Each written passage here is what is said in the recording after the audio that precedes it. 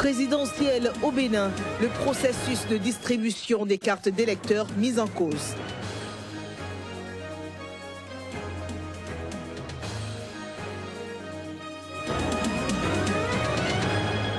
Le Niger se prépare à vivre une élection présidentielle sous forte tension. Les Nigériens se rendront aux urnes dimanche.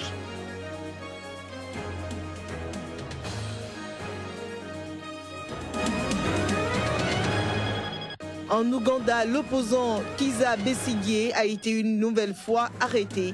C'était au siège de son parti.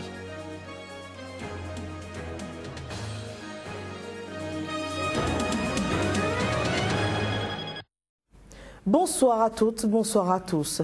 Au Bénin, les nouveaux majeurs des 15e et 16e circonscriptions électorales acquis à la cause du candidat Abdoulaye Bio-Tchane s'indignent de la procédure actuellement en cours dans la distribution des cartes d'électeurs. Leur indignation, ils l'ont signifiée à l'issue d'une conférence publique.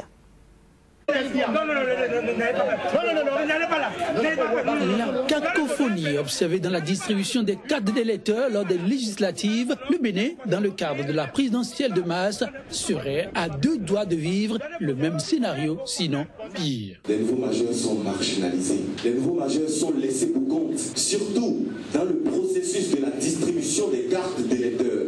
Camarades nouveaux majeurs, nous n'allons pas attendre que cela se passe devant nous avant de nous afficher. C'est pourquoi ce matin, nous venons crier haut et fort notre mécontentement, notre indignation et interpeller toutes les structures, les institutions, tous les hommes et femmes qui sont impliqués dans l'organisation des élections dans notre pays, de mettre à disposition toutes les cartes d'électeurs au plus tôt. Des doublons, des électeurs régulièrement enregistrés mais ne retrouvant leur carte nulle part, des bureaux de vote ouverts dans certains quartiers, mais dans d'autres, du tout pas, tout un chapelet de couacs qui, pour les jeunes unis pour la victoire d'Abdoulaye Bio-Tchane, ne serait pas anodin. Le flou qui est en train de s'organiser autour de la carte d'électeur est quelque chose qui est fait à dessein. Nous, les femmes béninoises, nous voulons nos cartes d'électeurs.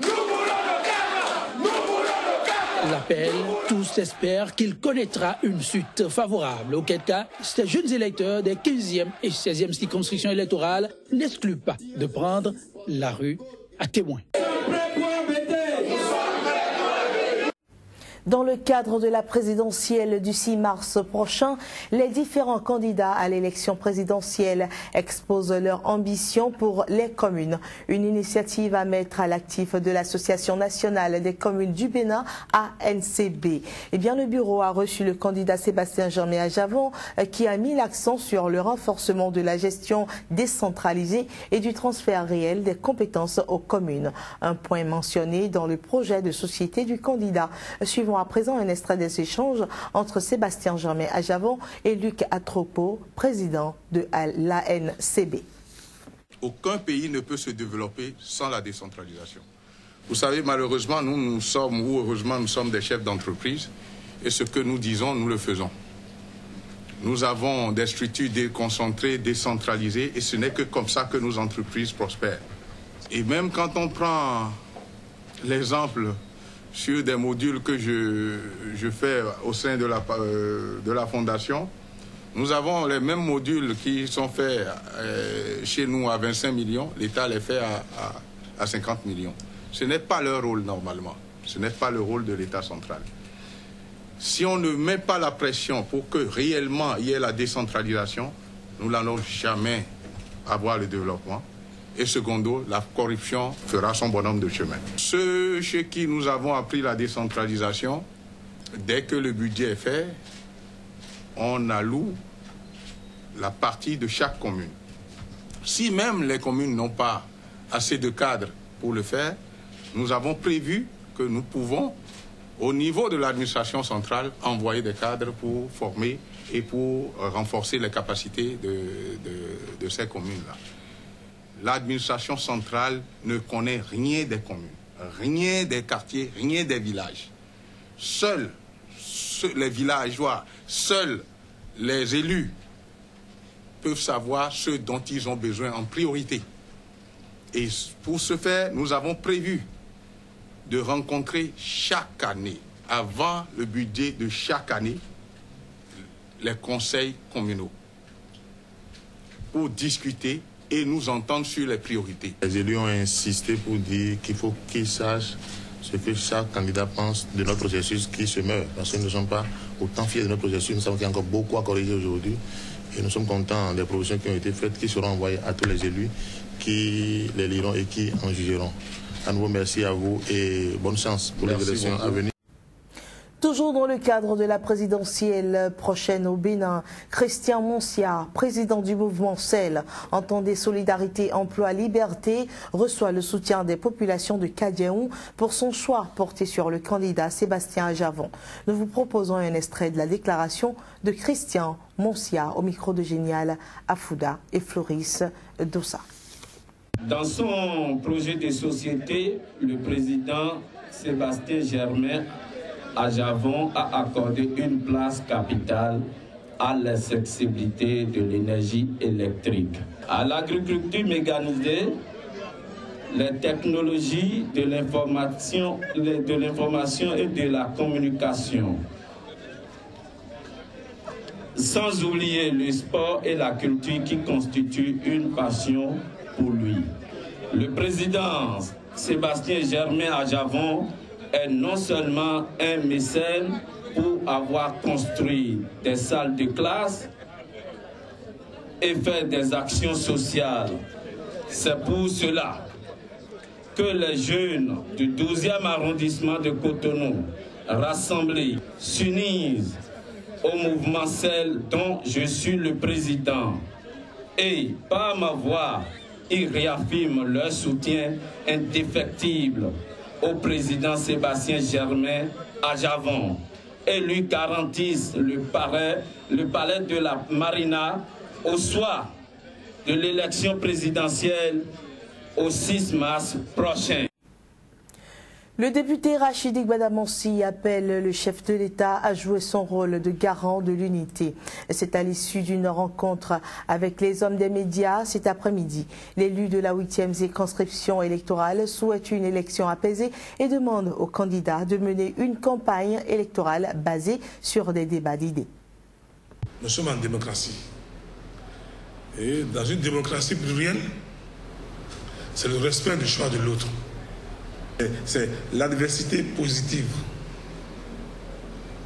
la concurrence positive, la concurrence d'idées et non des querelles de personnes.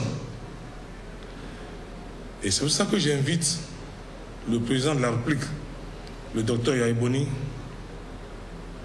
garant du respect de la Constitution et garant de l'unité nationale, de par son titre de président de la République, il est garant de l'unité nationale. C'est la Constitution du 11 décembre 1990 qui fait de lui garant de l'unité nationale. Kérékou a battu le Bénin, il a cimenté le Bénin sur la base de l'unité nationale. Les propos qui sortent de sa bouche, ce n'est pas bien. Ce que je demande aux populations, au peuple béninois, c'est de ne pas céder à la provocation. Le peuple béninois doit étonner positivement. Nous devons conserver notre titre, le berceau de la démocratie béninoise et africaine. En le conservant, c'est de pas céder à la provocation et une élection apaisée. Je demande aux candidats de vanter les mérites de leur projet de société. Le cheval de bataille là, ça doit se passer sur ça. Et nous, notre candidat est le champion. Dimanche, les Nigériens se rendront aux urnes pour élire leur président. La campagne électorale a été marquée par de vives tensions entre rivaux politiques. Dans ce pays, les populations vivent maintenant entre pauvreté et crainte d'attaques djihadistes. Dimanche, les Nigériens se rendront aux urnes pour élire leur président. Mahamadou Issoufou, le président sortant, brigue un second mandat. Il escompte une victoire dès le premier tour. Tout le monde s'accorde à dire que cette fois-ci, il va se dérouler quelque chose d'inédit au Niger, la victoire d'un candidat à l'élection présidentielle dès le premier tour. En face, plusieurs opposants vont tenter de perturber les plans du président sortant. Hama Amadou, figure de l'opposition, fait campagne depuis sa prison. Incarcéré dans un dossier controversé de trafic d'enfants, sa détention témoigne du climat délétère de la campagne. Pour ses militants, c'est l'injustice de trop dans ce pays marqué par la corruption et la pauvreté. Tout est parti, tout l'argent est dans la poche d'un crépuscule, un groupe de voleurs. Or, le vrai président de ce pays est enfermé, injustement. C'est inacceptable pour le peuple nigérien. Et on veut changer ça. On changera ça le 21. Le Niger, premier taux de natalité au monde, fait face à des crises alimentaires chroniques. Menacé d'un côté par le groupe islamiste Boko Haram du Nigeria et de l'autre par les djihadistes sahéliens, le Niger est l'un des pays les moins développés de la planète. Une élection sous tension, mais déterminante pour l'avenir du pays. Il peut y avoir des troubles, et surtout dans l'hypothèse que c'est le président qui gagne. Bon, à mon avis, il y aura la probabilité qu'il y ait des troubles est encore plus grande si c'est lui qui gagne, parce que naturellement c'est lui qui est aux affaires. Près de 7 500 000 citoyens inscrits doivent choisir un président parmi 15 candidats. Une élection qui sera couplée à des législatives. Les résultats doivent être proclamés 5 jours après le vote. En Ouganda, au lendemain du premier tour de la présidentielle, dont les résultats partiels donnent le chef de l'État sortant Yoweri Museveni largement en tête, le principal candidat de l'opposition, Kizza Besigye, a été de nouveau arrêté ce vendredi au siège de son parti. Les détails.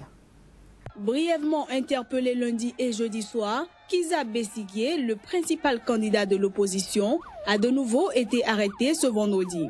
La police avait encerclé en fin de matinée le quartier général de son parti, le Forum pour le changement démocratique FDC, dans le quartier de Nadjana-Kumbi, dans le sud de Kampala.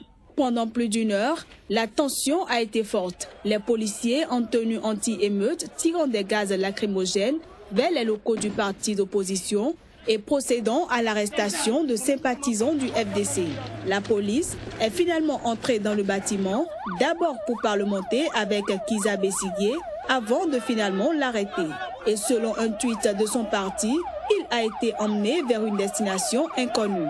À en croire les médias ougandais, l'action de la police pourrait être liée au fait que le FDC s'apprêtait à publier ses propres résultats pour l'élection présidentielle, ce qui est illégal. Alors que le dépouillement a commencé jeudi après-midi, le président Yoweri Museveni était en tête avec 62,03% des voix, devant Kizza Besigye 33,46% selon les résultats partiels de la commission électorale tassés de partisanes par l'opposition. Ces résultats portant vendredi en fin de matinée sur 36,5% des bureaux de vote. Le scrutin n'était toutefois pas terminé vendredi, la commission électorale ayant décidé de prolonger les opérations de vote d'une journée dans une trentaine de circonscriptions de Kampala et ses environs, où les électeurs n'avaient pu voter jeudi.